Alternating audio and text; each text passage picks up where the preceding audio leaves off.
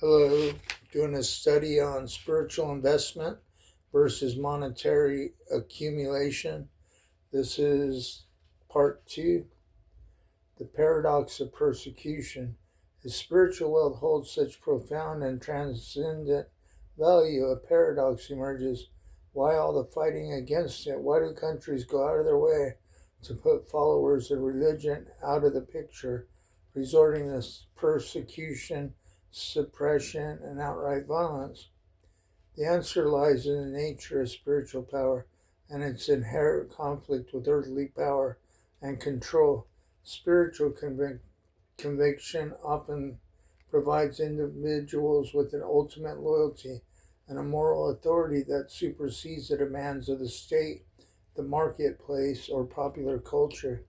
The primary reason for this conflict are challenging the state's authority, an absolute spiritual loyalty to God or a higher law or truth undermines the totalitarian impulse of a state that demands absolute allegiance from its citizens.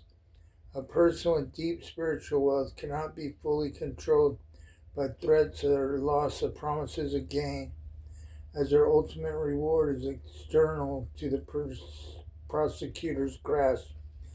Exposing materialism's flaws, spiritual teachings often critique the unbridled pursuit of wealth and power, exposing the emptiness and moral compromises that often accompany purely materialistic endeavors. This critique acts as a disruptive, destabilizing force to consumerist economies and corrupt political systems, fostering unifying identity.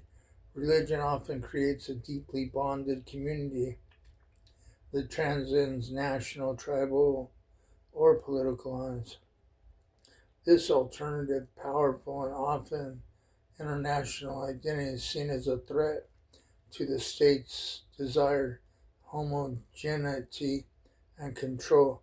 In short, the persecution of spiritual followers is not a war against poverty, but a war against uncontrollable wealth, the unfettered inner liberty and supreme moral conviction that spiritual investment bestows.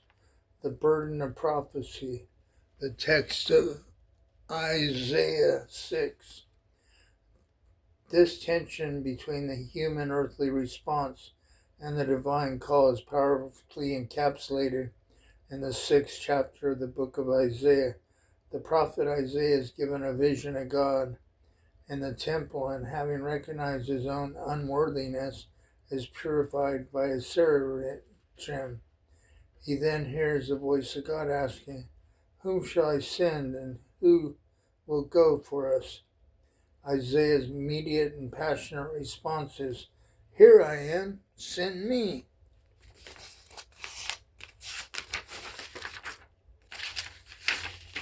The Lord then gives him a difficult commission, Isaiah 6, 9 through 10. And he said, "Go, tell this people, hear ye indeed, but understand not, and see ye indeed, but perceive not. Make the heart of these peoples fat, and their ears heavy, and shut their eyes, lest they see with their eyes, and hear with their ears, and understand with their hearts, and convert, and be healed." A brief conclusion on Isaiah 6.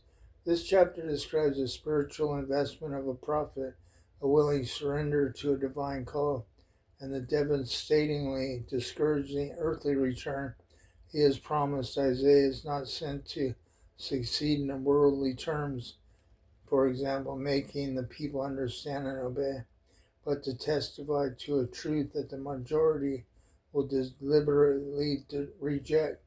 His commission is not a promise or popularity or monetary reward, but a guarantee of spiritual loneliness and seemingly futile labor.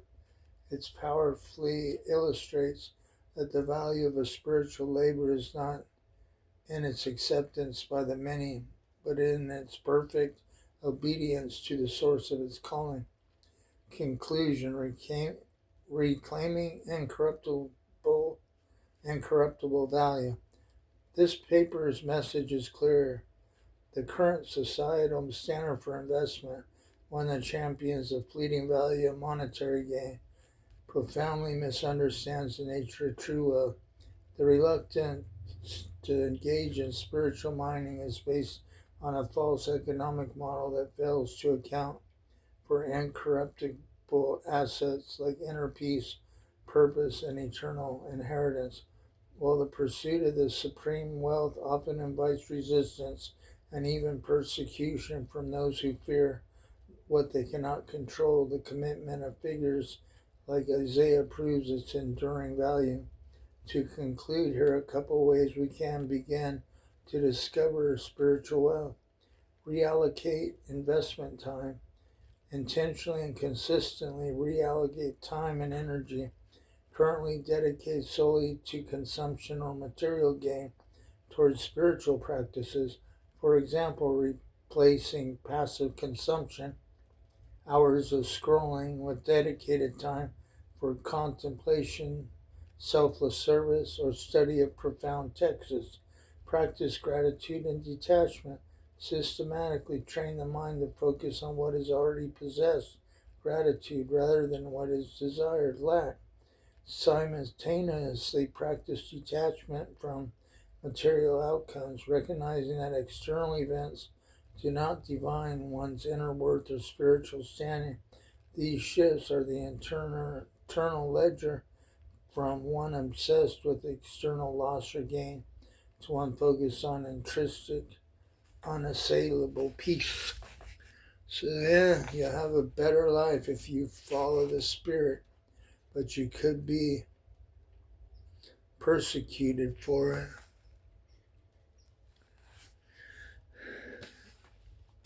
But what is better, living in a hole and not seeing, or seeing and being alone? I don't know. God bless.